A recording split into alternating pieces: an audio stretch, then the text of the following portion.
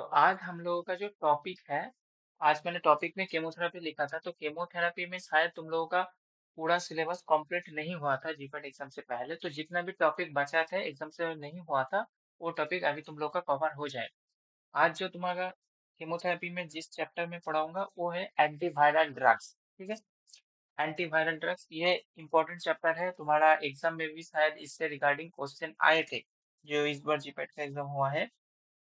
ये चैप्टर बहुत इंपॉर्टेंट है, एंटीवायरल ड्रग्स, और दो तीन चैप्टर इस केमोथेरेपी में ड्यू है शायद। ये चैप्टर तुम लोगों को देवजीत सर पहले पढ़ाया था, एंटीवायरल ड्रग्स। मुझे नहीं पता है, अगर पढ़ाए थे तो बता दो। ये चैप्टर हुआ है तुम लोगों का?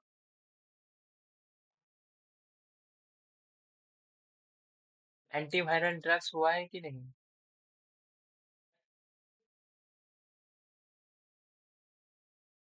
किसी का रिस्पॉन्स नहीं आ रहा है, वॉइस वॉइस नहीं जा रहा है क्या?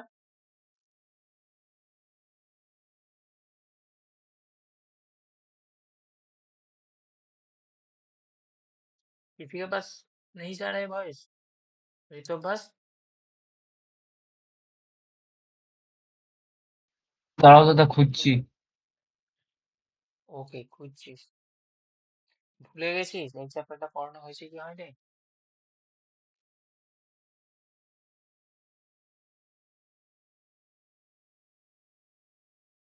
किसी को याद नहीं है? सुदीप्ता, रोशनी, पूर्वाशा। না দাদা এটা হয়নি। ओके, तो देखो ये जो, ठीक है मैं पढ़ा देता हूँ। तो आज की क्लास स्टार्ट करने से पहले एक दो चीज तुम लोगों को मैं बोल देता हूँ, ठीक है? तुम में से और फोर्थ ईयर में कौन कौन से हो? रोशनी तुम्हारा शायद फोर्थ ईयर है ना?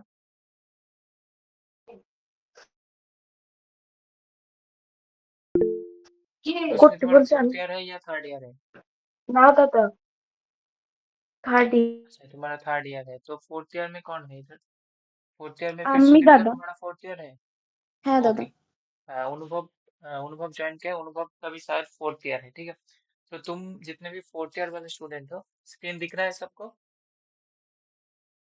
হ্যাঁ দাদা।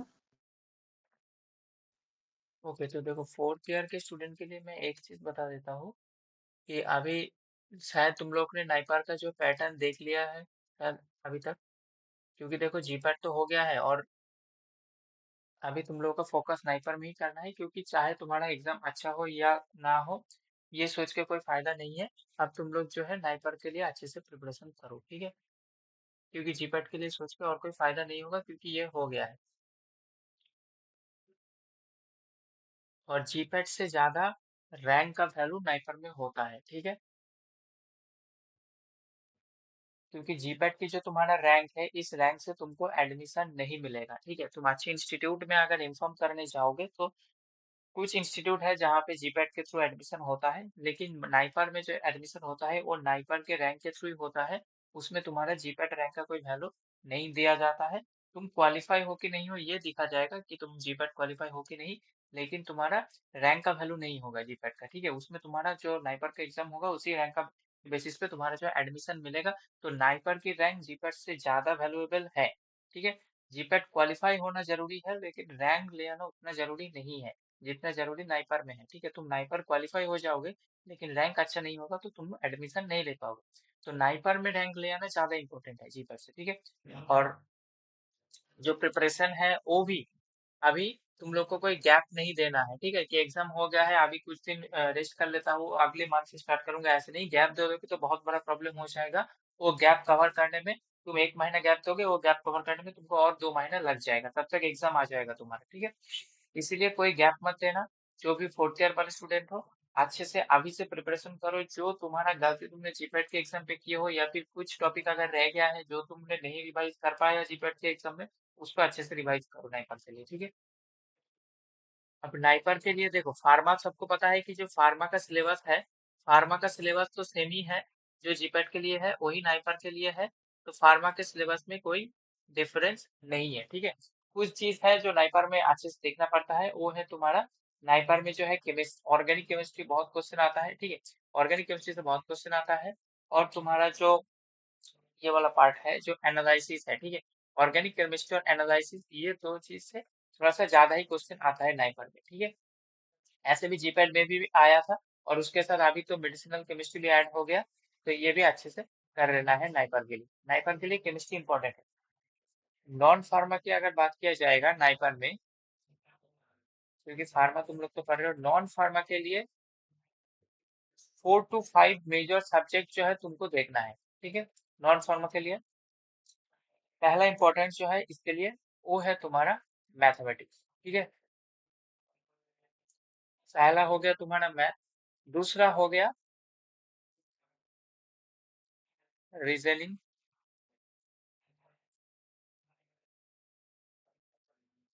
थर्ड जो इम्पोर्टेंट सब्जेक्ट है ये है इंग्लिश। इंग्लिश बहुत इंपॉर्टेंट है, ठीक है। जो भी सीबीएसई मीडियम में पढ़े होगे तुमके लिए आसान होगा, ठीक है। लेकिन जो भी मैं बोल रहा हूँ, जो भी हमारा वेस्ट बंगाल बोर्ड से पढ़े हो, ठीक है, जिसका 10th और 12th वेस्ट बंगाल बोर्ड से है, उसका इंग्लिश थोड़ा सा कमजोर होता है उनका स्टूडेंट को। तो तुम लोग इंग्लिश में थोड़ा सा ध्यान देना, ठीक है। क्या क्या पढ़ना है ये सब बता दूंगा लास्ट में, या फिर जो भी तुम्हारा एडुकेटर है इंग्लिश पढ़ाएगा वो तुम लोग को बता देगा कि इंग्लिश में क्या क्या पढ़ना है, ठीक है। तो मैथ, रीजनिंग, इंग्लिश, और एक आता है तुम्हारा,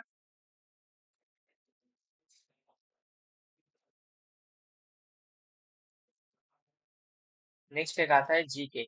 जीके में कौन सा फॉलो करना है? जीके में मेनली देखना है तुमको करंट अफेयर, ठीक है। जीके में स्टैटिक जीके नहीं पढ़ना है, जो जनरल अवेयरनेस है, ठीक है।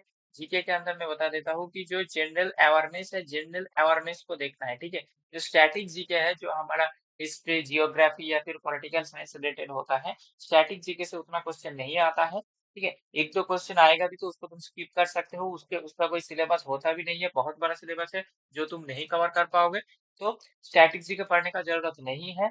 जो जनरल अवेयरनेस है करंट अफेयर से, लास्ट 6 मंथ्स का करंट अफेयर्स देख लेना, ठीक है। जिस मंथ पे एग्जाम होगा उस मंथ को छोड़ के, मान लो कि तुम्हारा एग्जाम जून में होगा या फिर जुलाई में होगा, तो जून में एग्जाम होगा, जून को छोड़ के उससे पहले 6 मंथ्स के करंट अफेयर्स जो है देख लेना है, ठीक है। तो करंट अफेयर्स देख लेना है। नेक्स्ट है हमारा इंग्लिश, रीजनिंग और मैथ, ठीक है।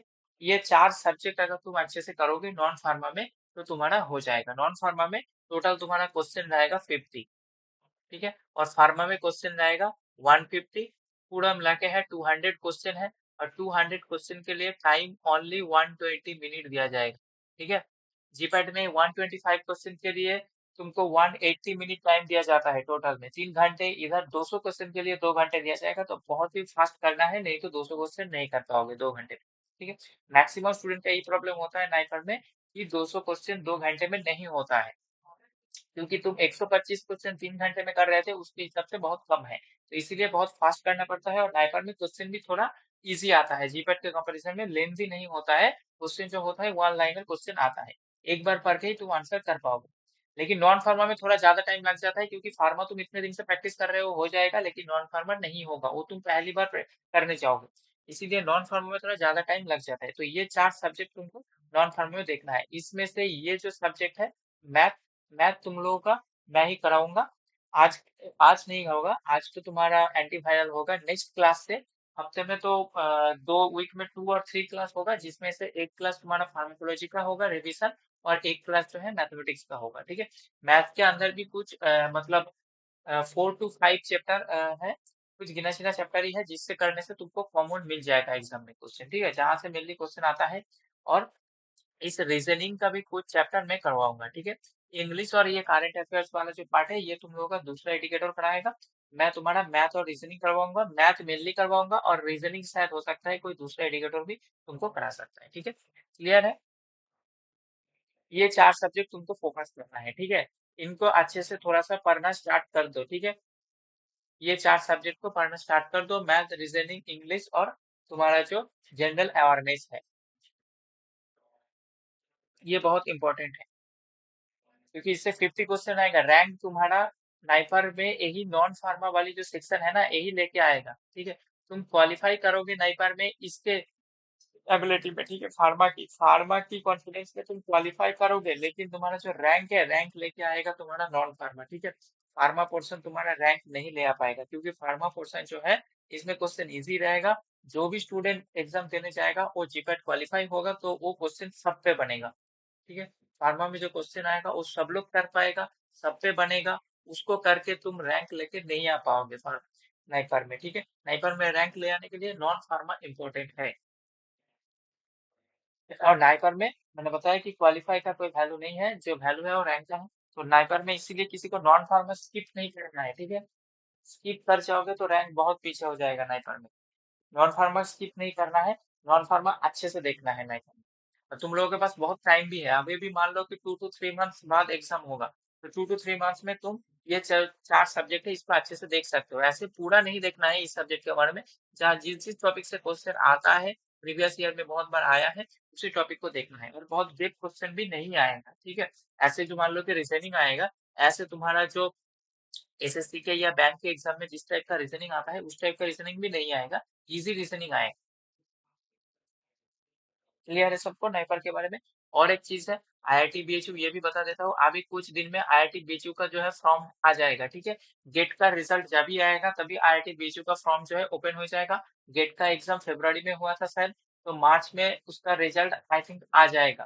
ठीक है, गेट का जो एग्जाम होता है, गेट का एग्जाम आने से बाद ही 1 से 2 हफ्ते के अंदर आईआईटी बीएचयू का फॉर्म जो है निकल जाएगा। ठीक है, हो सकता है उतने दिन में तुम्हारा जीपैट का रिजल्ट आ जाएगा, और अगर नहीं भी आएगा तब भी इसमें रजिस्ट्रेशन कर लेना। ठीक है, आईआईटी बीचयू का जब फॉर्म निकलेगा, इम्फॉर्म और एमटेक दोनों के लिए एक साथ में निकलता है, तो तुम रजिस्ट्रेशन कर लेना, लेकिन तुम सबमिट नहीं कर पाओगे अगर जीपैट का रिजल्ट नहीं आया है। तो उसमें स्कोर कार्ड अपलोड करना पड़ता है जीपैट का।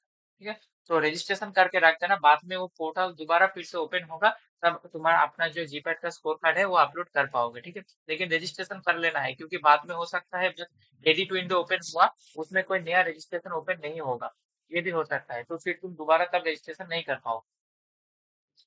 तो रजिस्ट्रेशन अभी कर लेना है, शायद मार्च में या अप्रैल में आईआईटी बीचयू का फॉर्म जो है आ जाएगा।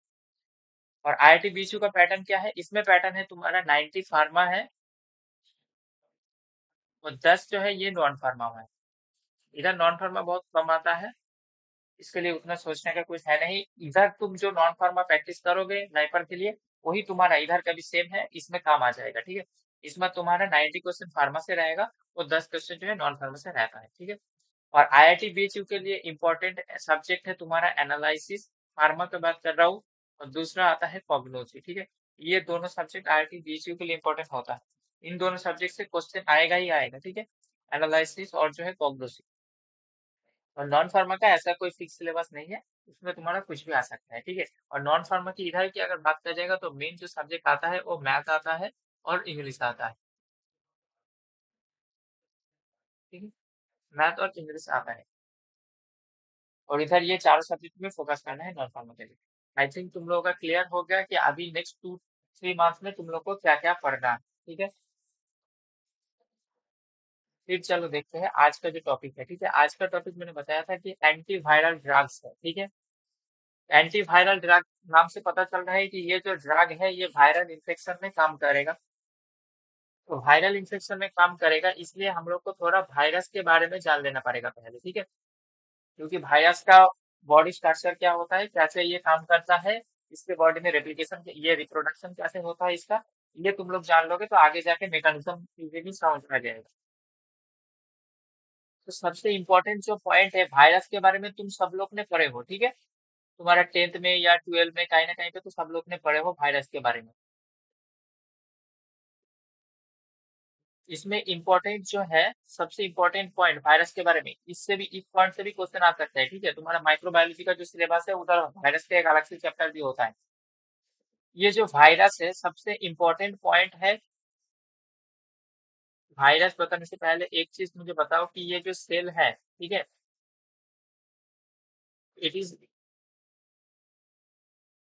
Unit of living system. कोई भी जो हमारा लिविंग बॉडी है, लिविंग ऑर्गेनिज्म है, वो किससे बना होता है, सेल से बना होता है। ठीक है, यूनिट हमारा बॉडी का, अगर जैसे तुम्हारा स्ट्रक्चरल यूनिट पूछा जाएगा कि structural unit of the human body, तो क्या होगा, वो सेल होगा। Structural unit of any organ any tissue, वो भी क्या होगा, सेल ही होगा। तो कोई भी हमारा लिविंग सेल जो कोई भी हमारा लिविंग ऑर्गेनिज्म जो है या फिर लिविंग सिस्टम जो है, वो सेल से बना हुआ है। ठीक है, और ये जो सेल थ्योरी, ये पहले कौन बताया था, ये जो सेल थ्योरी था, दो साइंटिस्ट था जो ये सेल थ्योरी का प्रपोजल दिया था, किसी को याद है उन दोनों साइंटिस्ट का नाम?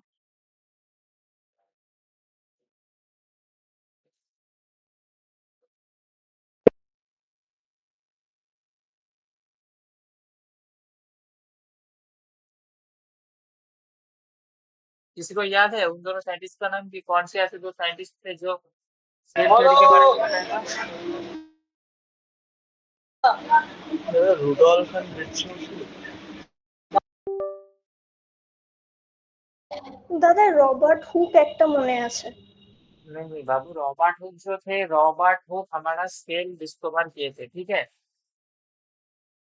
जो बताया कि रॉबर्ट हुक, ये Robert Hooke discover of cell थे, ठीक है। डिस्कवर ऑफ सेल, सेल की पहले डिस्कवर किए थे रॉबर्ट हुक, ये साइंटिस्ट था जो सेल की डिस्कवर किए थे, ठीक है। इसमें सबसे इंपॉर्टेंट पॉइंट है कि ये जो डिस्कवर किया था सेल का, ये डेड सेल था।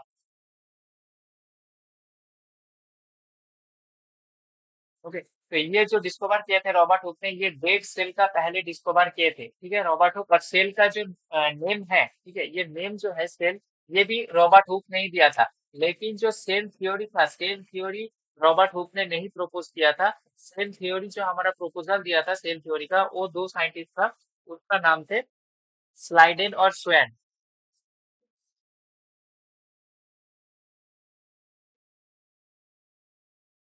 स्लाइडेन और स्वैन,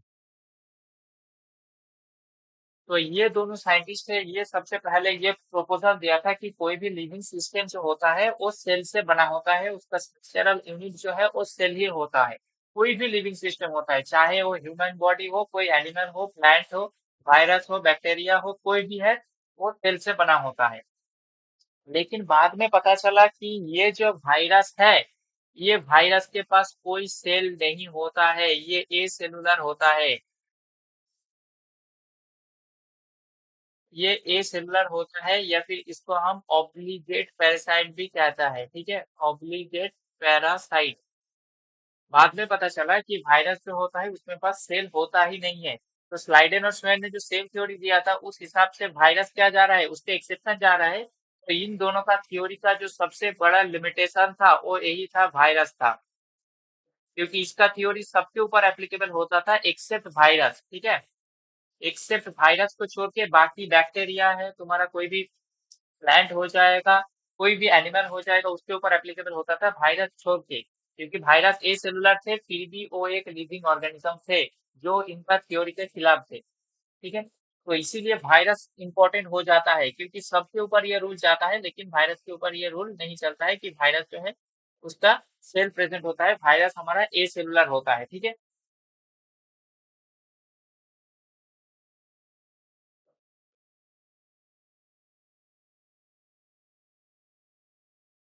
नेक्स्ट इंपॉर्टेंट पॉइंट जो है वायरस के रिलेटेड,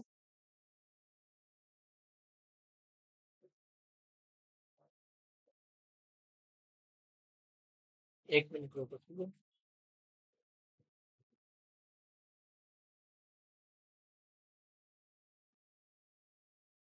नेक्स्ट इंपॉर्टेंट पॉइंट जो है, पहली बात हो गया इसके पास सेल नहीं है। दूसरा इंपॉर्टेंट पॉइंट है कि ये जो वायरस है, नेक्स्ट स्लाइड पे चलता हूँ, ठीक है, इसमें डिलीट नहीं हो रहा। तो ये जो वायरस है, ये वायरस किससे बना होता है, ये तीन चीज से बना होता है, ठीक है। ये वायरस जो है तीन चीज मिला के बना होता है। पहला जो होता है इसके अंदर न्यूक्लिक एसिड, न्यूक्लिक एसिड, ठीक है। वायरस के पास सेल नहीं होता है, लेकिन न्यूक्लिक एसिड होता है, ठीक है। और ये कौन सा न्यूक्लिक एसिड होता है, दो ही होता है, डीएनए और आरएनए। लेकिन वायरस के पास दोनों में से किसी एक प्रेजेंट होता है, ठीक है। आइदर डीएनए होगा, नहीं तो आरएनए होगा, दोनों कभी भी नहीं होता है, ठीक है। दूसरा एक होता है कैप्सिड, कैप्सिड या फिर इसको हम एनवेलप भी कह सकता है, ठीक है। कैप्सिड या फिर एनवेलप, कैप्सिड और एनवेलप के काम क्या है, कि ये जो कैप्सिड है ये क्या है, ये एक प्रोटीन स्ट्रक्चर है जिसके अंदर ये न्यूक्लिक एसिड जो है वायरस का, ये प्रेजेंट होता है, ठीक है। और नेक्स्ट होता है इसको हम कहते हैं पेप्लोमर, ये क्या होता है, ये एक हुक लाइक स्ट्रक्चर होता है।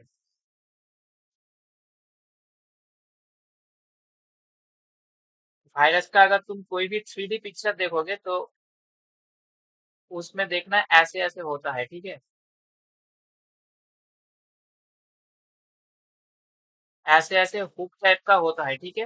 वायरस की जो पूरा ऊपर का एनवेलप है, एनवेलप के ऊपर पूरे ऐसे हुक टाइप का होता है, इसी को ही हम पेप्लोमर कहते हैं, ठीक है। ये क्या है, ये ग्लाइकोप्रोटीन से बना होता है।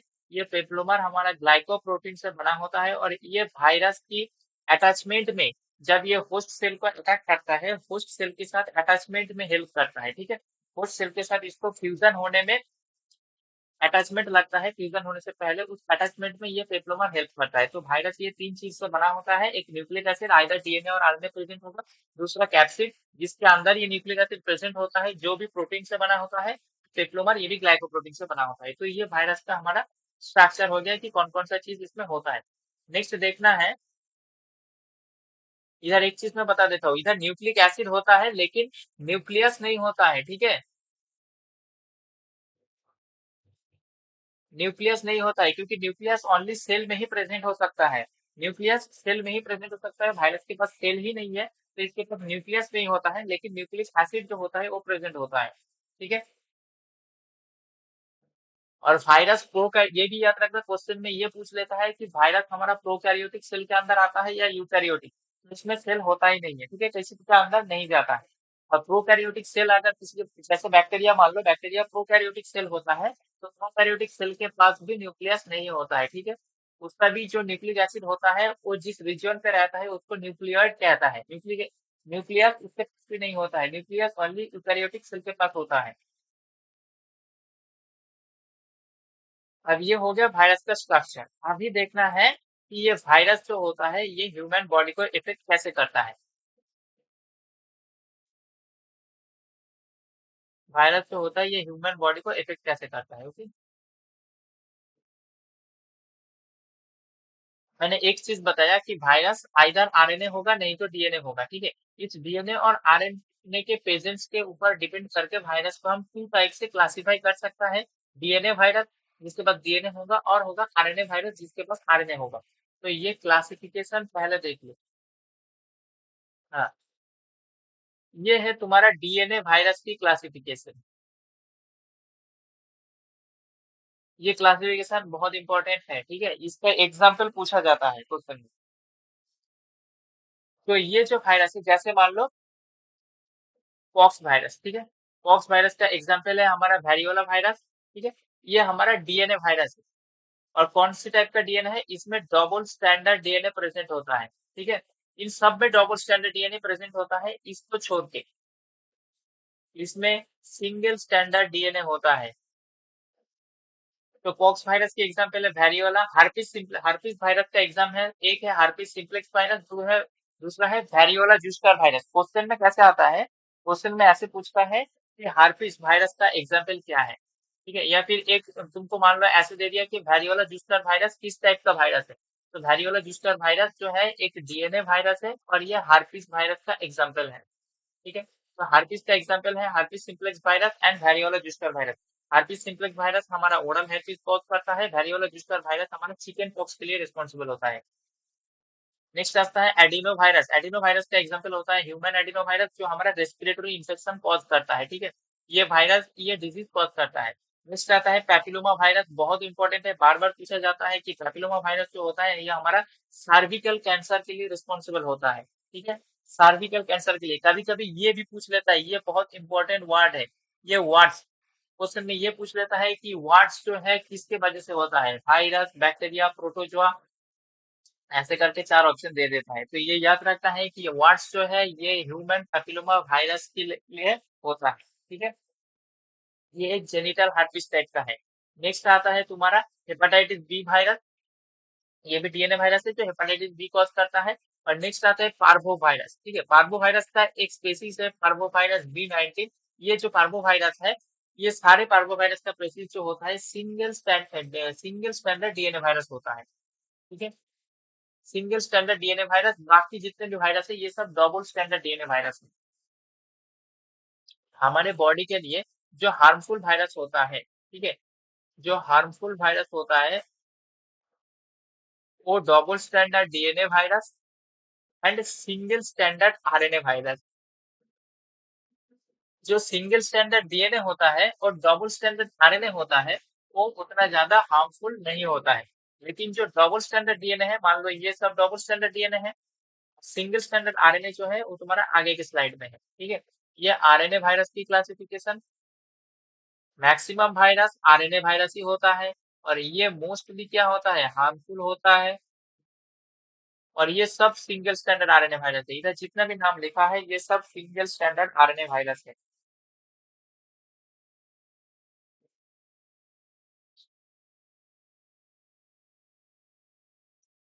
फर्स्ट है, ये बहुत इंपॉर्टेंट है, इस दोनों में हमेशा क्वेश्चन आता है, एक ऑर्थोमिक्सो वायरस और दूसरा आता है तुम्हारा पैरामिक्सो वायरस, ठीक है। इन दोनों में बार बार क्वेश्चन आता है क्योंकि इन दोनों में सबका कंफ्यूजन हो जाता है। ऑर्थोमिक्सो वायरस का एग्जाम्पल है हमारा इन्फ्लुएंजा ए वायरस, ठीक है। ऑर्थोमिक्सो वायरस का एग्जाम्पल है इन्फ्लुएंजा ए वायरस। नेक्स्ट आता है हमारा ये जो कोरोना, कोरोना की जो एग्जाम्पल है, कोरोना वायरस की एग्जाम्पल जो है ये हमारा सार्स कोविड 2, ठीक है। सार्स कोविड 2, ये सार्स का फुल फॉर्म भी है, कहते हैं severe acute respiratory syndrome, severe acute respiratory syndrome Covid 2, ठीक है, जो कोविड 19 कॉज करता है।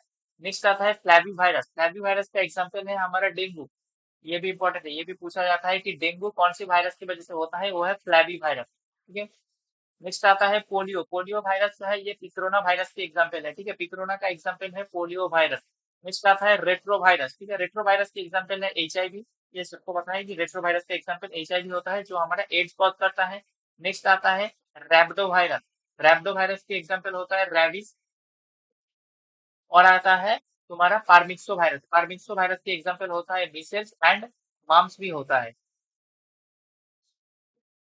ओके। मीसल्स और मम्स दोनों हमारा पैरामिक्सो वायरस की एग्जाम्पल होता है, ठीक है। और एक आता है तुम्हारा टोगा वायरस, टोगा वायरस की क्लास आता है, इसका ये जो कॉज करता है ये है रूबेला, रूबेला जो है ये टोगा वायरस क्लास की वायरस है, ठीक है। क्वेश्चन में ये पूछ लेता है तुमको, ठीक है, क्लास का नाम दे देता है और पूछता है इस क्लास की वायरस कौन सा है, या फिर वायरस का नाम दे देगा, पूछेगा कौन सी टाइप का वायरस है ये, ठीक है। ऐसे क्वेश्चन में पूछ लेगा कि जो पोलियो वायरस है ये कौन सी क्लास की वायरस है, ये पिक्रोना वायरस की क्लासेस पे है, ठीक है। जो इन्फ्लुएंजा ए है ये ऑर्थोमिक्सो वायरस है, जो मीसल्स मार्म्स है ये पैरामिक्सो वायरस है, जो टोगा वायरस की एग्जाम्पल क्या है, रूबेला है। रेट्रो वायरस की एग्जाम्पल क्या है, एचआईवी है, ठीक है।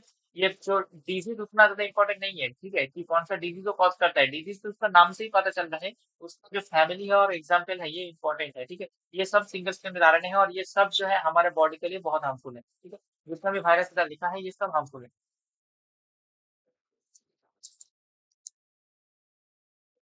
तो ये हो गया डीएनए और आरएनए वायरस की क्लासिफिकेशन, ठीक है, बहुत इंपॉर्टेंट है ये। नेक्स्ट आता है जो मैं स्टार्ट किया था, ये वायरस ह्यूमन बॉडी को इफेक्ट कैसे करता है, वायरस ह्यूमन बॉडी को इफेक्ट कैसे करता है, ठीक है। तो ये मान लो तुम्हारा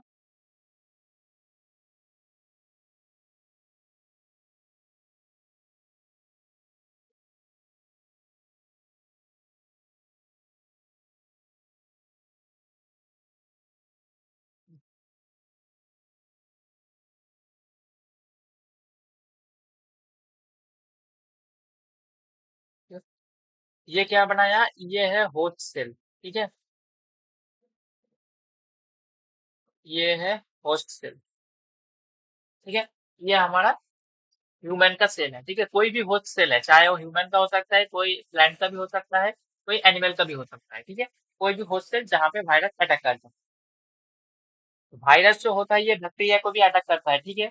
वायरस, जो वायरस हमारा बैक्टीरिया को अटैक करते हैं उसको हम बैक्टीरियोफेज कहते हैं, ठीक है। बैक्टीरियोफेज कोई बैक्टीरिया नहीं है, वो एक वायरस होता है जो बैक्टीरिया को अटैक करता है, जो एनिमल को अटैक करता है उसको जूफेजिक कहता है, जो प्लांट को अटैक करता है उसको फाइटोफेजिक वायरस कहता है। अब देखो ये जो होस्ट सेल है, तो पहला है वायरस, तो वायरस क्या करेगा, ये पहला ये होस्ट सेल के साथ क्या करेगा, ये अटैच होगा, पहला जो स्टेप होगा इसका होस्ट सेल को अटैक करने के लिए, पहला जो है ये अटैच होगा होस्ट सेल के साथ। ठीक है, इसका जो अटैच होने का प्रोसेस है, ये 2-3 टाइप से ये अटैच हो सकता है। ठीक है, ये शायद इसमें लिखा है। हाँ, ये देखो अटैचमेंट, वायरस का जो अटैचमेंट है, जो मैंने बताया कि पेप्लोमा, पेप्लोमा के थ्रू वायरस जो होता है वो ह्यूमन सेल के साथ अटैच हो जाता है। ठीक है, तो फर्स्ट स्टेप जो है इसका अटैचमेंट है। अटैचमेंट में ये क्या करेगा कि वायरस जो है ह्यूमन, कोई भी होस्ट सेल है उसका कोई स्पेसिफिक जो सेल सरफेस में रिसेप्टर प्रेजेंट होगा, उस रिसेप्टर के साथ जाके वायरस जो है बाइंड करेगा, एक स्पेसिफिक रिसेप्टर के साथ बाइंड करेगा। अब कौन सी रिसेप्टर के साथ बाइंड करेगा, ये डिटेक्ट करेगा कि वायरस की सरफेस में जो प्रोटीन प्रेजेंट होता है, कैप्सिड में जो प्रोटीन प्रेजेंट होता है, ये डिटेक्ट करेगा कि वायरस आगे जाके कौन से रिसेप्टर के साथ होस्ट सेल में बाइंड करेगा। ठीक है, पहली बात है कि ये होस्ट सेल में वायरस जो है बाइंड कर गया। ठीक है, जैसे एग्जांपल होता है एचआईवी वायरस जो होता है, ये CD4 रिसेप्टर, टी सेल का CD4 रिसेप्टर में बाइंड करता है। ठीक है, क्योंकि ये जो एचआईवी होता है, इसका टारगेटिंग होता है हमारा इम्यून सिस्टम। ठीक है, और इम्यून सिस्टम में सबसे ज्यादा काम करने वाला बंदा ये होता है कि जो टी सेल होता है। ठीक है, टी लिम्फोसाइट सेल जो होता है, टी लिम्फोसाइट सेल हमारा 3 टाइप का होता है, साइटोटॉक्सिक, हेल्पर टी सेल और सप्रेसर टी सेल। ठीक है, उसमें से जो टी हेल्पर है, टी हेल्पर सेल की CD4 रिसेप्टर में एचआईवी वायरस जो होता है हमारा बाइंड करता है। ठीक है, इस टाइप का एक क्वेश्चन है तुम्हारा एग्जाम में इस बार आया था ना एक क्वेश्चन इस टाइप के रिलेटेड, कि कोई वायरस का नाम पूछा था, उसमें CD4 CD16 ऐसा कुछ ऑप्शन में भी था शायद। तो ये जो एचआईवी वायरस है, ये CD4 रिसेप्टर में बाइंड करता है टी सेल का, हेल्पर टी सेल का, क्योंकि इसका टारगेट होता है उस होस्ट सेल की इम्यून सिस्टम को एकदम खत्म कर देना, एचआईवी का। नेक्स्ट दूसरा प्रोसेस है पेनिट्रेशन। पेनिट्रेशन अब क्या होगा, अटैच हो गया सेल सरफेस में, रिसेप्टर में अटैच हो गया, अब उसको सेल सरफेस को पेनिट्रेट करके अंदर जाना है, सेल के अंदर जाना है। तो उसके लिए क्या होता है, हर की सेल सरफेस में एक लेयर होता है जिसको हम क्या कहते हैं, सेल मेम्ब्रेन कहते हैं या प्लाज्मा मेम्ब्रेन कहता है। तो इस प्लाज्मा मेम्ब्रेन को पेनिट्रेट करके उसको आगे जाना है। ठीक है, इसके लिए दो प्रोसेस ये फॉलो करता है वायरस, एक होता है डायरेक्ट फ्यूजन, दूसरा होता है तुम्हारा एंडोसाइटोसिस। डायरेक्ट फ्यूजन में क्या होता है कि जो वायरस होता है, ये वायरस डायरेक्टली होस्ट सेल की मेम्ब्रेन के साथ फ्यूज हो जाता है। ठीक है, फ्यूज होके ये वायरल अपना कैप्सिड से निकल के, इसका जो न्यूक्लिक एसिड था, इधर डीएनए या फिर आरएनए होगा, ये जो न्यूक्लिक एसिड था ये कैप्सिड से रिलीज होके सेल के अंदर चला जाएगा। ठीक है, जो डीएनए और आरएनए प्रेजेंट था वो कैप्सिड से रिलीज होके सेल के अंदर चला जाएगा। ये हो गया तुम्हारा डायरेक्ट फ्यूजन मेथड, जिसके थ्रू हमारा एचआईवी काम करता है। और दूसरा एक आता है जिसको हम कहता है एंडोसाइटोसिस। एंडोसाइटोसिस में हमारा जो होस्ट सेल होता है, होस्ट सेल खुद ही उस वायरस को एनगल्फ कर लेता है। ठीक है, खुद ही उस वायरस को एनगल्फ कर लेता है, जिसके through maximum of the virus जो होता है वो हमारा इसके थ्रू पेनिट्रेट कर जाता है। ठीक है, जैसे का एग्जाम्पल एक दिया है कि इन्फ्लुएंजा ए वायरस एंडोसाइटोसिस के थ्रू पेनिट्रेट हो जाता है होस्ट सेल। तो पहले बात अटैचमेंट, दूसरा बात होगा पेनिट्रेशन। नेक्स्ट है होता है वायरस बॉडी में जाने के बाद, मतलब वायरस का जो न्यूक्लिक एसिड है वो होस्ट सेल के अंदर जाने के बाद वो क्या होता है, अनकोटिंग होता है। ठीक है, अगर एंडोसाइटोसिस से हुआ है तो अनकोटिंग होगा, अगर डायरेक्ट फ्यूजन से हुआ है तो ऑलरेडी अनकोट होके ही आया है न्यूक्लिक एसिड, उसमें अलग से अनकोट होने का कोई जरूरत नहीं है। मतलब वायरस की जो न्यूक्लिक एसिड थे वो अपना जो ऊपर वाली लेयर थे कैप्सिड से, उससे बाहर होके एकदम से कैप्सिड, न्यूक्लिक एसिड बाहर आएगा कैप्सिड से, इसको हम अनकोटिंग कहते हैं।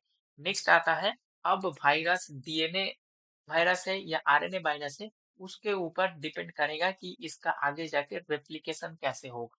अगर डीएनए वायरस है, मान लो कि अगर वायरस जो है हमारा डीएनए वायरस है, तो ये वायरस को एक्चुअली होस्ट सेल का जरूरत क्यों पड़ता है, क्योंकि वायरस के पास वो एंजाइम नहीं है जिसके थ्रू वो अपना रिप्रोडक्शन कर सकता है। वो डीएनए का रिप्लिकेशन कर सकता है, या फिर डीएनए से आरएनए बना सकता है, या फिर आरएनए से प्रोटीन बना सकता है। ये सब के लिए जो एंजाइम का जरूरत पड़ता है ट्रांसक्रिप्शन और ट्रांसलेशन के लिए, वो वायरस के पास होता नहीं है। वो होस्ट सेल का एंजाइम को यूज करता है। ठीक है, इसके लिए वायरस को होस्ट सेल का जरूरत पड़ता है अपने रिप्रोडक्शन के लिए। तो अगर डीएनए वायरस है तो ये डीएनए से क्या बनाएगा, पहले आरएनए बनाएगा। ठीक है, ये क्या होगा, ट्रांसक्रिप्शन होगा। फिर क्या होगा, इधर एंजाइम लगेगा ट्रांसक्रिप्टेज। फिर कहाँ से लेगा? होस्ट सेल से उठाएगा एंजाइम। फिर आरएनए से क्या बनाएगा? आरएनए से फिर प्रोटीन बनाएगा, ट्रांसलेशन हुआ। फिर इस प्रोटीन का क्या होगा? फिर इस प्रोटीन का जो होगा पैकेजिंग और असेंबली होगा, जैसे होस्ट सेल में होता है। हमारे बॉडी में भी तो ऐसे ही प्रोटीन का सिंथेसिस होता है, डीएनए से आरएनए, आरएनए से प्रोटीन होता है, पैकेजिंग एंड असेंबली होगा। हमारे बॉडी में पैकेजिंग और असेंबली का काम कौन करता है? गोल्गी बॉडी करता है। उसके तो सेल ही नहीं है, उसके पास गोल्गी बॉडी नहीं है, वो खुद ही कर लेता है। ठीक है, उसका जो न्यूक्लियर एसिड है वो खुद ही हो जाता है। पैकेजिंग और असेंबली, इसके लिए भी एंजाइम का रिक्वायरमेंट होता है, जो प्रोटीन का पैकेजिंग और असेंबली के लिए। फाइनली जाके क्या होता है? एक नया वायरस सिंथेसिस होता है इससे। ठीक है, इस प्रोटीन और पैकेजिंग का असेंबली हो गया, फिर नया वायरस जो होता है सिंथेसाइज होता है। देन ये क्या होता है? फिर से ये जो थे तुम्हारा सेल मेम्ब्रेन थे, फिर ये सेल मेम्ब्रेन को दोबारा पेनिट्रेट करके सेल के बाहर आ जाता है। तो सेल के अंदर गया, अपना रेप्लिकेट किया, फिर सेल के बाहर आ गया वायरस। ठीक है, ऐसे करके करके ये 1 से 2, 2 से 4, 4 से 8, 8 से 16 ऐसे करके ये रेप्लिकेट होते लगेगा। ठीक है, अगर डीएनए वायरस है तो इस प्रोसेस से इसका रेप्लिकेशन होगा सेल के अंदर जाने के बाद। अगर आरएनए वायरस है, ठीक है, मान लो वायरस जो है वो आरएनए वायरस है, तो फिर इसका रेप्लिकेशन कैसे होगा? आरएनए वायरस अगर है, इधर देखा रवि, आरएनए वायरस अगर है तो ये पहले आरएनए से डीएनए बनाएगा। इधर ही दिखाता हूँ। आरएनए से डीएनए बनाएगा, और वो जो डीएनए होगा उसको हम कहते हैं कॉम्प्लीमेंट्री डीएनए, सीडीएनए, जहाँ पे रिवर्स होता है। नॉर्मली डीएनए से आरएनए बनता है, जिसमें ट्रांसक्रिप्टेज एंजाइम लगता है, इधर लग जाएगा रिवर्स ट्रांसक्रिप्टेज। फिर सीडीएनए से आरएनए बनेगा, फिर इससे प्रोटीन बनेगा, फिर सेम मैकेनिज्म होगा, प्रोटीन का पैकेजिंग असेंबलिंग होगा और होस्ट सेल से निकल जाएगा वायरस। क्लियर है? तो ये 5 स्टेप होता है वायरस की रेप्लिकेशन में।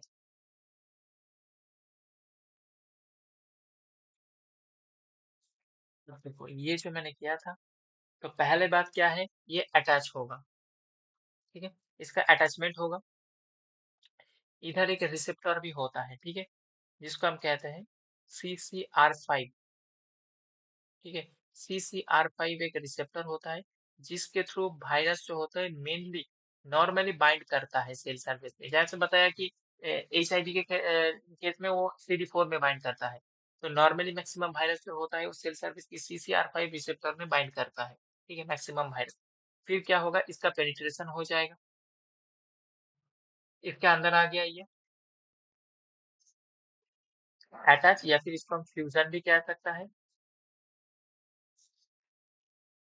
फिर ये इसका पेनिट्रेशन होगा, पेनिट्रेशन होने के बाद क्या होगा? वायरस का अनकोटिंग होता है। ओके, अनकोटिंग का मतलब इसका जो डीएनए और आरएनए है वो कैप्सिड से बाहर आएगा। फिर अनकोटिंग होने के बाद क्या होगा? इसका आइदर डीएनए बाहर आएगा, नहीं तो आरएनए बाहर आएगा।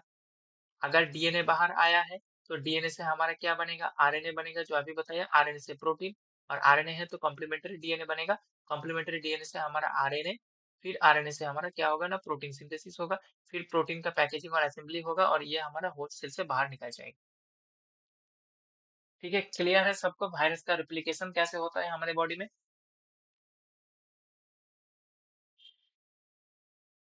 वायरस का रेप्लिकेशन सबको क्लियर है? हेलो दोबारा जी। बोलना पड़ेगा वायरस का रेप्लिकेशन, यही इंपॉर्टेंट है, क्योंकि वायरस का रेप्लिकेशन तुम समझ जाओगे, जितने भी एंटीवायरल ड्रग है उसका मैकेनिज्म अलग से पढ़ने का जरूरत नहीं है। उन सब इसी पे, जो पूरा रेप्लिकेशन का प्रोसेस है, इसका ही किसी न किसी एक स्टेप को इनहिबिट करेगा। कोई भी एंटीवायरल ड्रग हो, वो इसी रेप्लिकेशन वाली प्रोसेस में किसी न किसी एक स्टेप में उसको इनहिबिट कर देगा, तो और उसका जो रेप्लिकेशन है वो बंद हो जाएगा।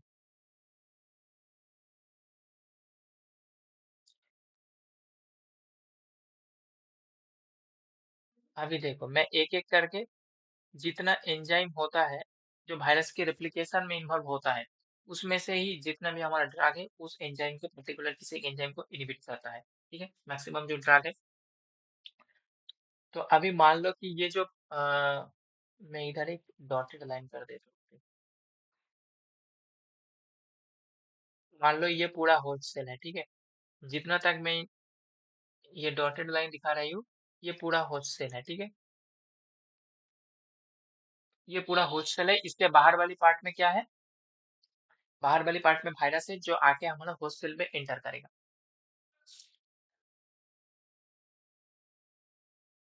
फर्स्ट ऑफ ऑल क्या हुआ, वायरस आया होस्ट सेल में, तो इधर क्या हो रहे थे, उसका फ्यूजन हो रहे थे, ठीक है।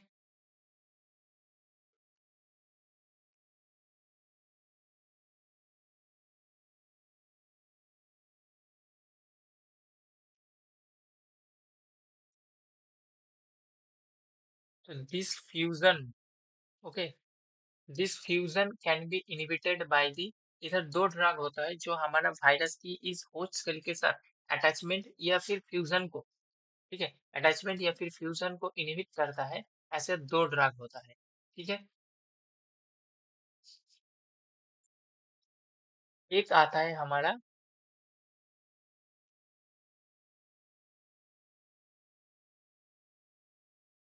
एन्फोविटाइड, लाइट को बड़ा करूंगा तो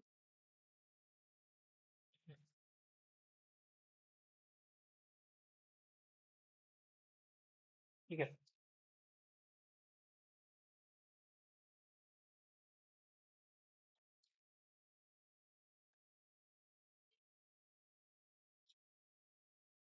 इसमें फिर लिखने का प्रॉब्लम है।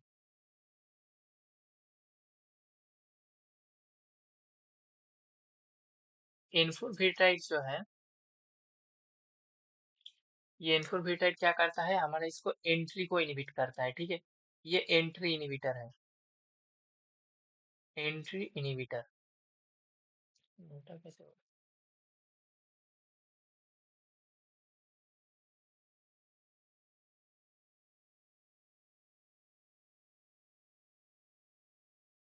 नेक्स्ट एक ड्रग और इधर आता है जो इसका फ्यूजन को इनहिबिट करता है, उसको हम कहते हैं मैराविरोक। आगे जाके क्लासिफिकेशन के तुमको यही सब ड्रग के नाम जो है तुमको देखने को मिलेगा, ठीक है। हम्म।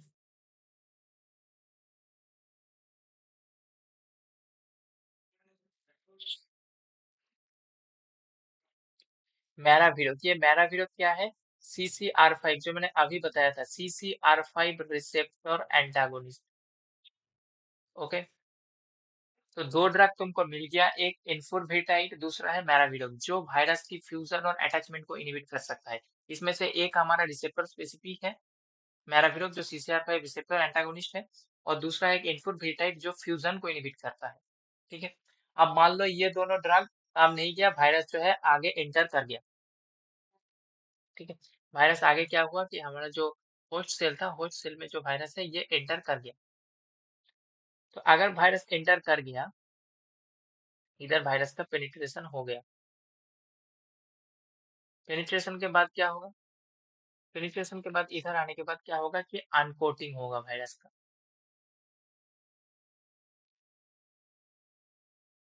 अनकोटिंग होगा।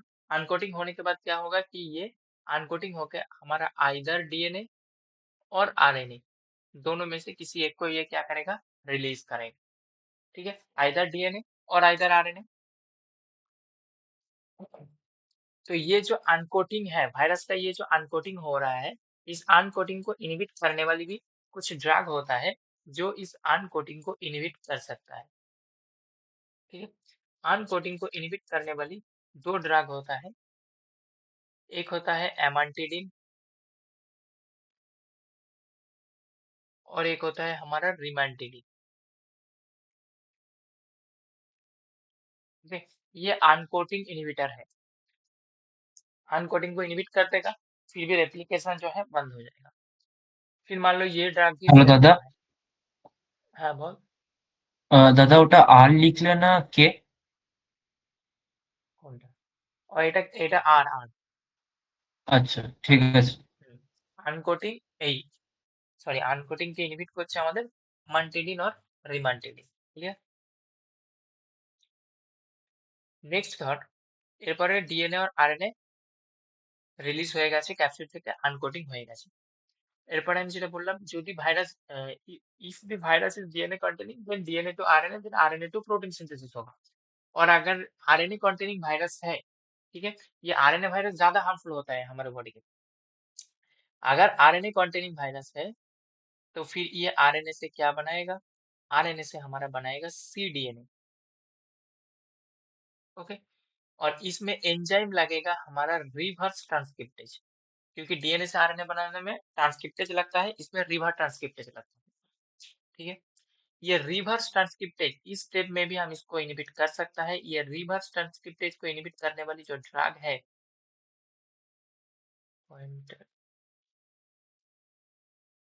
रिवर्स ट्रांसक्रिप्टेज को इनहिबिट करने वाली भी कुछ ड्रग हमारा होता है। जो सबसे बड़ा क्लास की ड्रग है इस चैप्टर की, वो क्या है? इसमें 2 क्लास की ड्रग हमारा यूज होता है, NRTI, nucleoside reverse transcriptase inhibitor, और एक आता है NNRTI, non nucleoside reverse transcriptase inhibitor. ये दोनों क्लास में कुछ ड्रग्स के नाम आता है जो आगे जाके क्लासिफिकेशन में बताऊंगा। ये दोनों क्लास की ड्रग हमारा इस रिवर्स ट्रांसक्रिप्टेज एंजाइम को इनहिबिट कर देता है, जिसके वजह से आगे जाके तुम्हें सीडीएनए नहीं बनेगा। ठीक है, अब मान लो कि वायरल का ये जो सीडीएनए है, ये सीडीएनए भी तुम्हारा बन चुका है। ठीक है, फिर इनके बाद क्या करेगा कि वायरल का जो डीएनए है, ये सीडीएनए, ये वायरल का जो डीएनए है, ये दोबारा हमारा जो होस्ट सेल का डीएनए होता है, ये होस्ट सेल के डीएनए के साथ क्या होगा? होस्ट सेल के डीएनए के साथ इसका दोबारा फ्यूजन होगा। ठीक है, ये सीडीएनए जो है आगे जाके फ्यूज होगा, फ्यूज विथ होस्ट डीएनए। ठीक है, इधर मैं लिख रहा हूँ fuse with host DNA. Host cell की डीएनए के साथ ये सीडीएनए दोबारा फ्यूज होगा। क्यों फ्यूज होगा? क्योंकि इसको दोबारा आरएनए बनाने के, इससे आरएनए बनाने के लिए, सीडीएनए से आरएनए बनाने के लिए एंजाइम चाहिए, जो एंजाइम होस्ट सेल के पास है, होस्ट सेल के डीएनए के पास है। उसके साथ ये दोबारा फ्यूज होगा सीडीएनए, कॉम्प्लीमेंट्री डीएनए, और आगे जाके क्या करेगा? इससे वो आरएनए बनाएगा। ठीक है, और ये जो होस्ट सेल के साथ इसका फ्यूजन हो रहा है, इस फ्यूजन में भी एक एंजाइम लगता है, जिस एंजाइम को हम कहते हैं इंटीग्रेज। इंटीग्रेस, ठीक है, ये एक एंजाइम है जो ह्यूमन की वायरस की जो सीडीएनए है उसके साथ ह्यूमन डीएनए का फ्यूजन करवाता है। ठीक है, तो कुछ ड्रग हमारा ऐसे भी होता है जो इस इंटीग्रेस एंजाइम को इनहिबिट कर देता है। ठीक है, इंटीग्रेस एंजाइम को इनहिबिट कर देता है। इस क्लास के 2 ड्रग आएगा, एक आएगा रेल्टेग्रेविर, रेल्टेग्रेविर, GRAVIR। ठीक है, रेल्टेग्रेविर और डोलुटेग्रेविर। रेल्टेग्रेविर और डोलोटेग्रेविर ये दोनों ड्रग आएगा जो इंटीग्रेस एंजाइम को इनहिबिट कर सकता है। ठीक है, नेक्स्ट मान लो फ्यूज भी हो गया है हमारा ह्यूमन डीएनए के साथ। अगर ह्यूमन डीएनए के साथ फ्यूज हो गया, फिर ये आगे जाके क्या बनाएगा? ये आगे जाके हमारा इससे आरएनए सिंथेसिस करेगा। फिर ये आरएनए से क्या बनाएगा? आरएनए से ये प्रोटीन बना लेगा। लेकिन ये जो प्रोटीन ये बनाएगा, ये प्रोटीन हमारा इनएक्टिव होगा, जो वायरस ने प्रोटीन बनाएगा। फिर इस प्रोटीन को एक्टिव फॉर्म में आने के लिए, ठीक है, दोबारा इस प्रोटीन का जो एक्टिव फॉर्म होगा, एक्टिव प्रोटीन,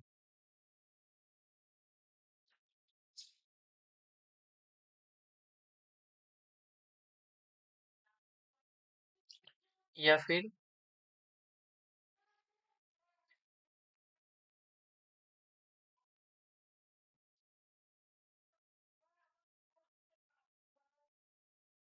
जो पहले प्रोटीन बनेगा ये इनएक्टिव प्रोटीन बनेगा, फिर उससे एक्टिव प्रोटीन, या फिर इसको हम एक्टिव प्रोटीन बनाने में, या फिर इसको प्रोटीन प्रोसेसिंग भी कहीं कहीं पर लिखा है, प्रोटीन प्रोसेसिंग करने में एक दूसरा एंजाइम लगता है जिसको हम कहते हैं प्रोटीएज एंजाइम।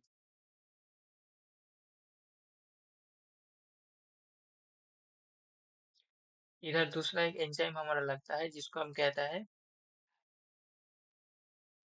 Protease enzyme. ठीक है, और ये एंजाइम को भी हम इनहिबिट करने वाली कुछ ड्रग आता है, बहुत सारे ड्रग आता है प्रोटीएज इनहिबिटर क्लास के अंदर। जितने भी ड्रग आएगा उसके लास्ट में वीर लिखा रहेगा, इसीलिए इसको हम वीर क्लास ड्रग कहेंगे। ठीक है, जितने भी इस क्लास की ड्रग आएगा प्रोटीएज इनहिबिटर में, इन सब के ड्रग के लास्ट में वीर लिखा रहेगा, VIR, इसलिए इसको हम वीर कहेंगे। ठीक है, जो 3 इंपॉर्टेंट सबसे ड्रग इस क्लास में आता है वो RIN से तुम याद रख सकते हो। रिटोनाविर, इंडेनाविर और नेल्फिनाविर। ठीक है, रिटोनाविर, इंडेनाविर, नेल्फिनाविर आगे जाके क्लासिफिकेशन में है ये। ठीक है, तो फिर प्रोटीन का अगर एक्टिव में कन्वर्ट करना है उस प्रोटीन को, तो प्रोटीएज एंजाइम लगता है। उस प्रोटीएज एंजाइम को भी इनहिबिट कर सकता है प्रोटीएज वीड क्लास के ड्रग के थ्रू। ठीक है, फिर मान लो ये भी फेल हुआ है, तुम्हारा प्रोटीन भी जो है एक्टिव फॉर्म में आ गया है। अब आगे जाके क्या करना है, लास्ट स्टेप जो है आगे जाके उसमें क्या है, जो तुम्हारा प्रोटीन है ये प्रोसेसिंग हो चुका है, एक्टिव भी बन चुका है। अब इससे क्या होगा, इससे नया वायरस बनेगा और वो वायरस आगे जाके हमारा क्या होगा, रिलीज होगा। इससे नया वायरस बनेगा और आगे जाके वायरस जो है रिलीज होगा। ठीक है, तो ये प्रोटीन से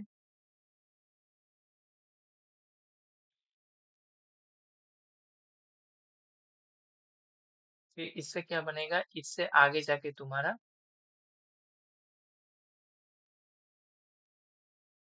न्यू वायरस जो है सिंथेसिस हो जाएगा इस प्रोटीन से। फिर क्या होगा कि इस वायरस का हमारा रिलीज होगा होस्ट, ये पूरा मैकेनिज्म होस्ट सेल के अंदर हो रहे थे। ठीक है, ये होस्ट सेल थे, फिर आगे जाके क्या करना पड़ेगा, इस वायरस की जो है रिलीज करना पड़ेगा। ठीक है, और ये वायरस के रिलीज के लिए भी एक एंजाइम का रिक्वायरमेंट होता है। ठीक है, उस एंजाइम को हम कहते हैं न्यूराडीएमिनेज, न्यूराडीएमिनेज, NAAC, न्यूराडीएमिनेज। ठीक है, कुछ ड्रग हमारा ऐसे भी होता है जो न्यूरा एकदम लास्ट स्टेप में जाके न्यूराडीएमिनेज एंजाइम को इनहिबिट कर देगा। ठीक है, न्यूराडीएमिनेज एंजाइम को इनहिबिट कर देगा। तो न्यूराडीएमिनेज एंजाइम इनहिबिटर का जो नाम है, इसका नाम है हमारा जानामिविर एंड ओसेल्टामिविर, जानामिविर एंड ओसेल्टामिविर।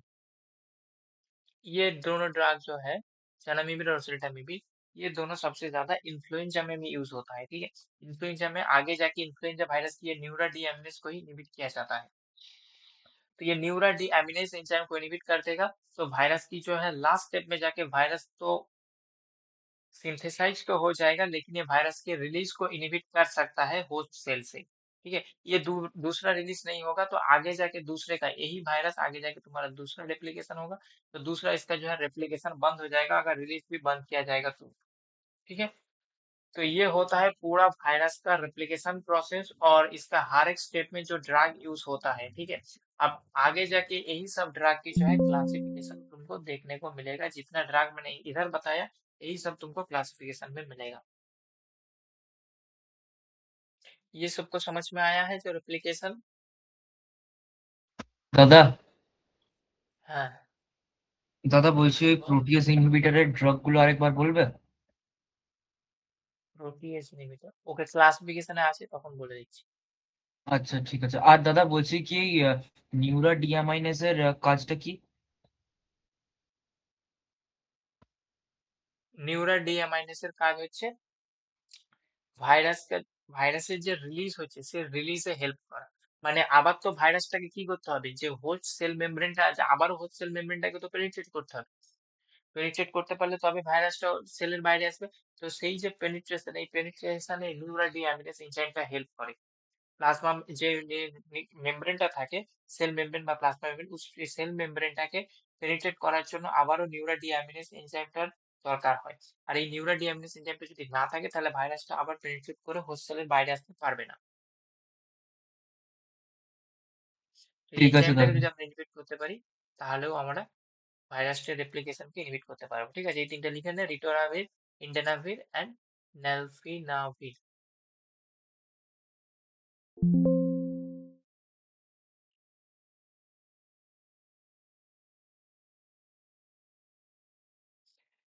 हो गया है। नेक्स्ट अभी हम लोग को देखना है कि इसका जो क्लासिफिकेशन। ठीक है, अब इसका जो क्लासिफिकेशन है ना, इसमें दो क्लासिफिकेशन देखने को मिलेगा। एक होता है नॉन रेट्रोवायरल के लिए, मतलब जो भी ड्रग हमारा, जब मैंने ये क्लासिफिकेशन बताया था तब एक चीज बोला था कि इसमें देखो, इसमें एक आता है तुम्हारा रेट्रोवायरल। कहाँ गया वो क्लासिफिकेशन, ये आरएनए वाला जो क्लासिफिकेशन थे इसमें से देखो एक रेट्रोवायरल थे ना, ये वाला class, human immuno deficiency virus. जितने भी हमारा रेट्रोवायरल होता है, ठीक है, रेट्रोवायरस होता है, उसके लिए अलग से एक क्लासिफिकेशन होता है। ये रेट्रोवायरस ही उसके लिए एक अलग से क्लासिफिकेशन होता है, और जितने भी हमारा नॉन रेट्रोवायरल ड्रग होता है उसके लिए एक क्लासिफिकेशन आता है ड्रग का। तो पहले हम लोग देखेंगे नॉन रेट्रोवायरल ड्रग, ठीक है।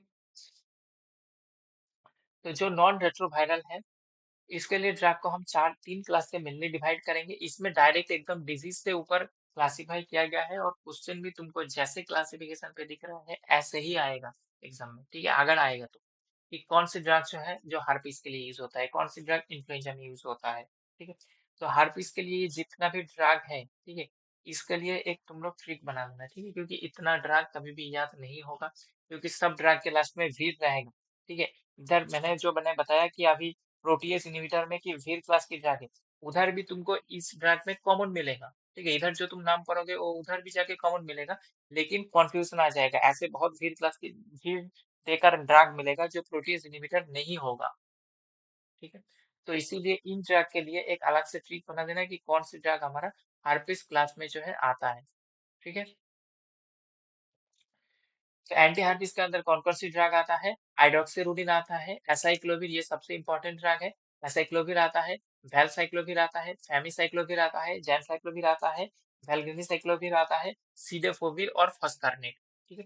तो एसाइक्लोविर तुमको याद होना ही चाहिए। एसाइक्लोविर इस क्लास की सबसे प्रोटोटाइप ड्रग है और इम्पोर्टेंट ड्रग है, ठीक है।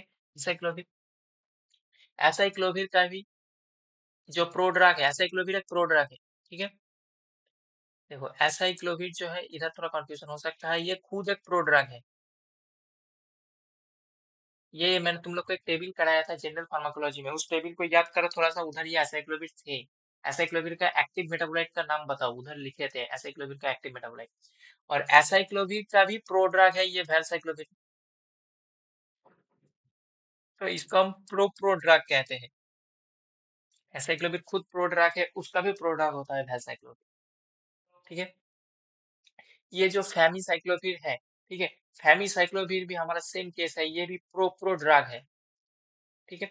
फेमिसाइक्लोविर का एक्टिव मेटाबोलाइट का नाम होता है हमारा पेनिसाइक्लोविर, पेनसाइक्लोविर।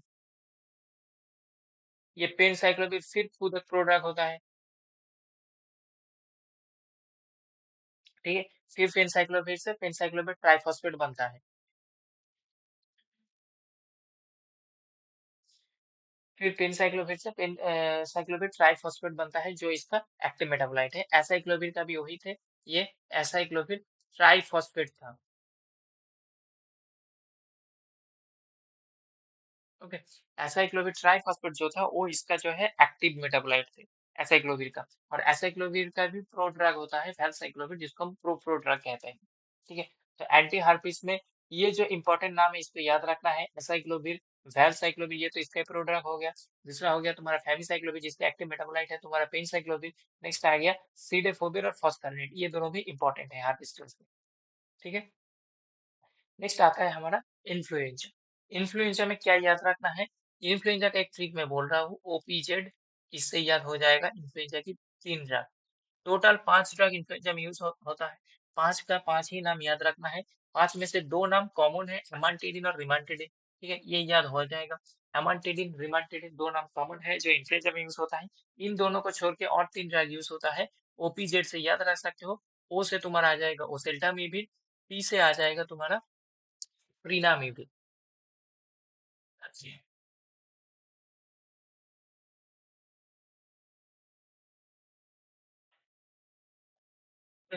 पी से आ जाएगा पिरामिड, ओ से आ जाएगा ओसेल्टामिविर, और जेड से आ जाएगा, देखो लिखा है, जेड से आ जाएगा जेनामिविर, ठीक है। तो ये इन्फ्लुएंजा, इन्फ्लुएंजा में बार बार इस क्लासिफिकेशन में क्वेश्चन आता है, कौन सा ड्रग जो है इन्फ्लुएंजा में यूज होता है। तो इसमें याद रखना है कि एमांटिडिन, रिमांटिडिन और ओपीजेड, ओ से ओसेल्टामिविर, पी से प्रीमिविर और जेड से जेनामिविर। नेक्स्ट आता है हार्पिस, सॉरी हेपेटाइटिस। हेपेटाइटिस में 2 आता है, हेपेटाइटिस बी और हेपेटाइटिस सी। हेपेटाइटिस बी के लिए टोटली 5 ड्रग तुमको याद करना है, ठीक है। हेपेटाइटिस बी के लिए इसमें से 3 लिखा है, चलिए ये मैं डिलीट कर रहा हूँ,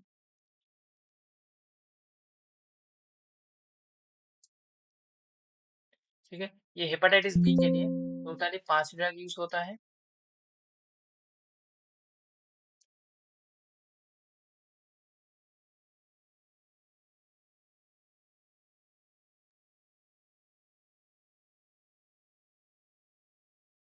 5 ड्रग क्या क्या है?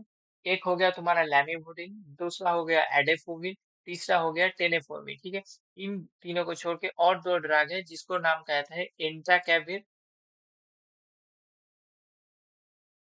एक आता है एंटाकेविर और एक आता है हमारा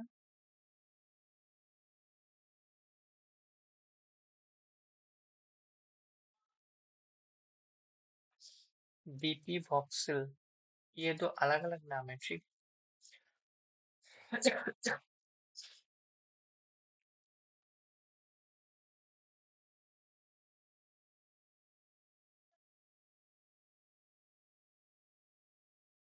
ये 5 नाम तुमको हेपेटाइटिस बी के लिए याद करना है। लैमिवुडिन, एडेफोविर, टेनेफोविर, एंटाकेविर और टेलविवुडिन। ये हेपेटाइटिस बी के लिए स्पेसिफिकली यूज होता है। हेपेटाइटिस सी के लिए भी तुमको 5 ड्रग के नाम याद करना है।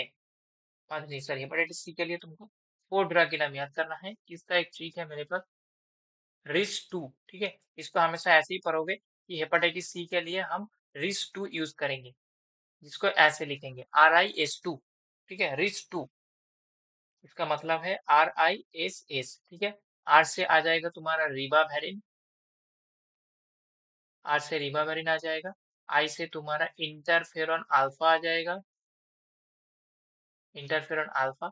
एस से आ जाएगा तुम्हारा सॉप्सबुविर, SOFOSBUVIR, सॉप्सबुविर एक आ जाएगा। और एक इस पर आ जाएगा सीमेप्रिविर, सीमेप्रिविर,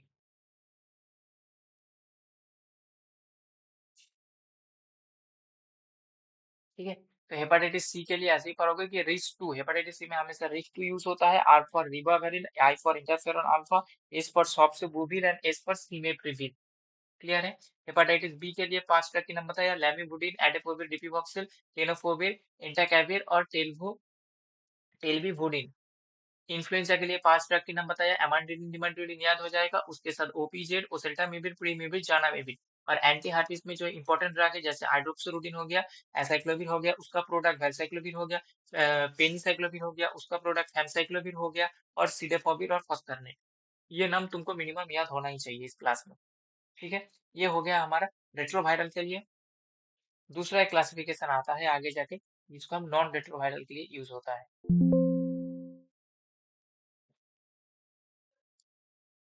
ये आता है पहला वाला। अच्छा, ये नॉन रेट्रोवायरल वाला था। ये रेट्रोवायरल के थे जो मेनली HIV में यूज होता है, ठीक है। इस क्लास में जितने भी ड्रग है, देखो ये सब ड्रग के बारे में मैंने बता दिया है। पहला है जो मैंने बताया था NRTI, देखो यही है वो NRTI, ठीक है, न्यूक्लियोसाइड रिवर्स ट्रांसक्रिप्टेज इनहिबिटर। इसमें कौन कौन सी ड्रग आएगा? जीडोवुडिन आ जाएगा, डिडारोसिन आ जाएगा, स्टैबुडिन आ जाएगा, लैमिवुडिन आ जाएगा, एबाकाविर और टेनेफोविर। नेक्स्ट आ जाएगा NNRTI, non nucleoside reverse transcriptase inhibitor. इसमें जो ड्रग आएगा non nucleoside reverse transcriptase inhibitor, इसके लिए एक चीज है जिसको तुम एंड से याद कर सकते हो, ठीक है, END। ई फॉर आ जाएगा तुम्हारा इफाविरेंज, एन फॉर आ जाएगा नेविरापिन और डी फॉर आ जाएगा डेलिवर्डिन, डेलिवर्डिन। तीनों नाम इधर याद रखना है, ठीक है, NNRTI में। और NRTI में जितना लिखा है सबको याद होना चाहिए।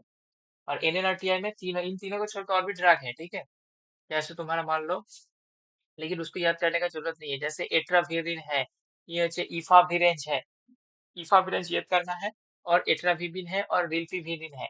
तो ये ड्रग को याद करने का जरूरत नहीं है, 3 याद करोगे हो जाएगा। NNRTI में नेविरापिन, इफाविरेंज और डेलिवर्डिन, एंड से याद हो जाएगा। नेक्स्ट आएगा प्रोटीएज इनहिबिटर। प्रोटीएज इनहिबिटर में मैंने बताया था कि 3 याद करना है मिनिमम, ठीक है, रिटोनाविर, इंडोनाविर, नेल्फिनाविर। ये तीन छोड़ के और भी ड्रग है, ठीक है, अगर हो सके तो इसको भी याद कर सकते हो, जैसे सेक्विनाविर, लोपिनाविर, ठीक है, ये एडजेनाविर। ये क्वेश्चन टफ तब हो जाता है जब ये तीन जो है ना, ये कॉमन है, ये सब स्टूडेंट याद करता है। ये तीनों ड्रग का नाम रिटोनाविर, इंडोनाविर, नेल्फिनाविर, रिन सबको याद हो जाता है। लेकिन क्वेश्चन तभी टफ हो जाएगा जब इन तीनों को छोड़ के ये नाम तुमसे पूछ लिया जाएगा, लोपिनाविर, ठीक है, ये इंपॉर्टेंट है। लोपिनाविर अगर पूछ लिया जाएगा कि लोपिनाविर कौन सी क्लास में आता है, अब भीड़ तो बहुत सारे क्लास में आता है। इससे पहले इसमें भी देखो, नॉन रेट्रो में बहुत सारे ड्रग क्लास में तुम्हारा भीड़ लिखा रहेगा, तो तुम एग्जाम में याद नहीं कर पाओगे कि ये भीड़ एक्चुअल में था कौन सी क्लास में। ठीक है, इसीलिए क्लासिफिकेशन को पढ़ने के बाद अच्छे से लिखना है। तो लोपिनाविर जो होता है वो प्रोटीज इनहिबिटर में आ जाता है। नेक्स्ट आता है एंट्री इनहिबिटर, जो मैंने बताया था। एंट्री इनहिबिटर या फिर फ्यूजन इनहिबिटर कह सकता है, जिसमें एक ही ड्रग आएगा, इन्फोर्बिट्राइड। CCR5 रिसेप्टर इनहिबिटर आएगा, बेराविरोग। और आगे जाके हमारा इंटीग्रेज इनहिबिटर आएगा, जो प्रोटीन को एक्टिव होने में हेल्प करता है, इंटीग्रेज एंजाइम, उसको इनहिबिट करने वाली ड्रग आएगा, रेल्ट्रोगेविर। और एक बताया था डोलोट्रोगेविर। वायरस चैप्टर की पूरा जान है ये दो क्लासिफिकेशन, क्योंकि क्वेश्चन हमेशा ये दो क्लासिफिकेशन से ही आता है इस चैप्टर में। और इसका क्लासिफिकेशन में ही तो इसका मैकेनिज्म है। अगर तुमको मैराविरोग का मैकेनिज्म पूछा गया है तो क्या पूछेगा उसमें? मैकेनिज्म क्या है? CCR5 रिसेप्टर इनहिबिटर, बस। इससे ज्यादा डीप में मैकेनिज्म नहीं पूछेगा। ठीक है, कैसे रिसेप्टर को इनहिबिट करता है ये नहीं पूछेगा, ये सिलेबस पे ही नहीं है बी फार्म का। एम फार्म के सिलेबस पे भी नहीं है कि ये रिसेप्टर को इनहिबिट कैसे करता है। फिर वो रिसेप्टर के मैकेनिज्म में चला गया, बस। उतना दूर तक नहीं जाएगा। ठीक है, तुम्हारा जो है क्लासिफिकेशन इस चक्कर में बहुत अच्छे से याद करना है। और कौन सी ड्रग डीएनए कंटेनिंग है, कौन सी ड्रग आरएनए कंटेनिंग है, ये भी तुमको याद होना चाहिए, ये भी इम्पोर्टेंट है। ठीक है, डीएनए का ड्रग कौन सा है, आरएनए ड्रग कौन सा है, ये दो क्लासिफिकेशन रेट्रोवायरस के लिए और नॉन रेट्रोवायरस के लिए पिछले साल प्रीवियस ईयर का क्वेश्चन देख लेना, क्योंकि ये क्लासिफिकेशन बहुत इंपॉर्टेंट है, इससे कितनी बार क्वेश्चन पूछा गया है। ठीक है, प्रीवियस ईयर क्वेश्चन देखोगे पता चलेगा, बार बार से क्वेश्चन पूछा गया है। प्रोटीज इनहिबिटर से पूछा गया है, एनएनआरटीए से पूछा गया है, CCR5 पूछा गया है। ठीक है, ये एंट्री इनहिबिटर जो है ये पूछा गया है। ये सारे क्वेश्चन जो है एग्जाम में पूछा गया है। तो ये दो क्लासिफिकेशन, और आगे जाके तुम्हारा ये दोनों, जो डीएनए और आरएनए कंटेनिंग ट्रैक कौन कौन सा है। और ये जो 5 स्टेप था कि वायरस कैसे रेप्लिकेट करता है, ये तुम्हारे समझने के लिए है। ठीक है, इससे उतने क्वेश्चन आते नहीं है, लेकिन क्वेश्चन टफ होगा तो यही से क्वेश्चन आएगा। ठीक है, जैसे तुम लोगों का हुआ था, यही पूछा था कि ऐसा ही कोई एक ड्रग दे के पूछा था शायद, वायरस दे के, कि वो कौन सी ये रिसेप्टर में बाइंड करता है सेल सरफेस। ठीक है, तो HIV याद रखना है कि CD4 में जो है HIV बाइंड करता है। ठीक है, मैक्सिमम हमारा CD4 में ही जो वायरस होता है वो मेनली बाइंड कर जाता है, क्योंकि जो भी ड्रग का टारगेट होता है हमारा, जो लिम्फो इम्यून सिस्टम, वो मेनली CD4 में ही जाके बाइंड कर जाता है।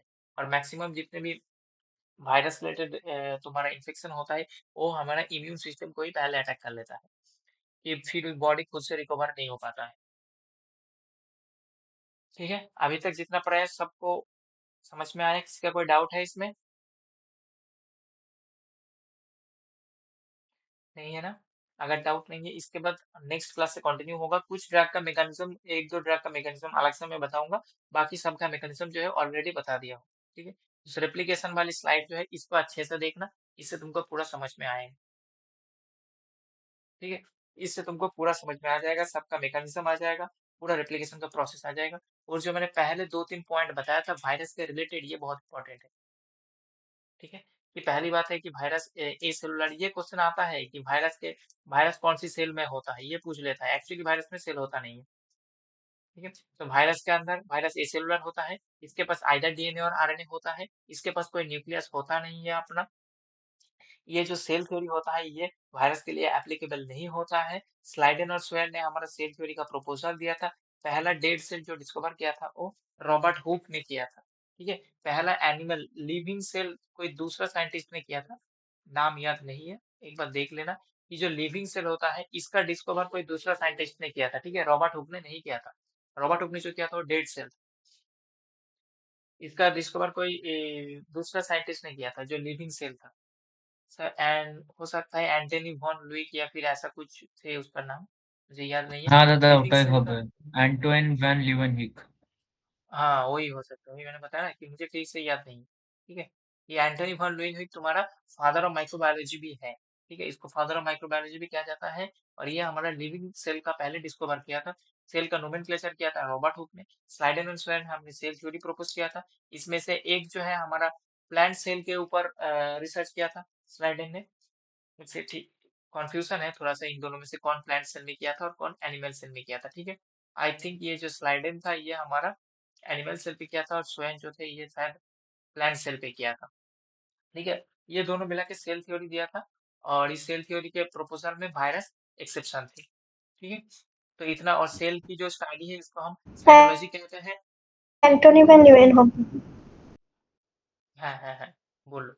तो सेल की जो स्टडी है इसको हम साइटोलॉजी कहते हैं, जो वायरस की स्टडी है इसको हम वीरोलॉजी कहते हैं। ठीक है, और एक चीज याद रखना, जो हमारा लार्जेस्ट वायरस होता है, ठीक है, लार्जेस्ट वायरस का कुछ स्पेसीज है, उसमें से एक वायरस जो होता है जिसको हम ये कहता है शायद मिमी वायरस, और जो स्मॉलेस्ट वायरस होता है वो होता है हमारा पार्वो वायरस। ये सब चीज याद रखना कि स्मॉलेस्ट वायरस हमारा पार्वो वायरस होता है, लार्जेस्ट वायरस हमारा मिमी वायरस होता है, और ये जितना मैंने वायरस से रिलेटेड चीज बताया था। ठीक है, तो चलो सबको समझ में आया। देखो ये अभी जो तुम्हारा हो सकता है टीचिंग लैब में कुछ प्रॉब्लम हो रहा है सब्सक्रिप्शन रिलेटेड, तो अभी तुम लोगों को रिकॉर्डिंग मिलना थोड़ा सा मुश्किल हो सकता है। ठीक है, मेरा क्लास रिकॉर्डेड हो रहा है, ठीक है, रिकॉर्डिंग हो चुका है इसका, लेकिन इसको तुम लोग को कहाँ से प्रोवाइड किया जाएगा इसका रिलेटेड अभी थोड़ा सा डाउट है। ठीक है, तो तुम लोग ट्राई करना थोड़ा सा लाइव क्लास ही अटेंड करना है, क्योंकि इसका रिकॉर्डिंग कब मिलेगा तुम लोग को ये मुझे नहीं पता है। ठीक है, तो इसीलिए रिकॉर्डिंग पे भरोसे में मत रहना, क्योंकि रिकॉर्डिंग कब मिलेगा मुझे नहीं पता है। इसीलिए तुम लोग लाइव क्लास में अटेंड करना। ठीक है, मिल जाएगा, ऐसा नहीं कि नहीं मिलेगा, हो सकता है थोड़ा सा टाइम लगेगा रिकॉर्डिंग मिलने। चलो फिर आज के लिए इतना तक है, फिर हम लोग मिलेंगे नेक्स्ट क्लास में। इसमें और एक क्लास लगेगा इस चैप्टर में, और एक क्लास में ये खत्म हो जाएगा भाई। ठीक है, चलो सबको अच्छे से पढ़ाई करो और अच्छे से रिवीजन करना। ठीक है, जो फोर्थ ईयर वाले जितने भी स्टूडेंट हो, फोर्थ ईयर तो मुझे कोई दिख नहीं रहा है, तो 4 में से तो 4 ही थर्ड ईयर हो।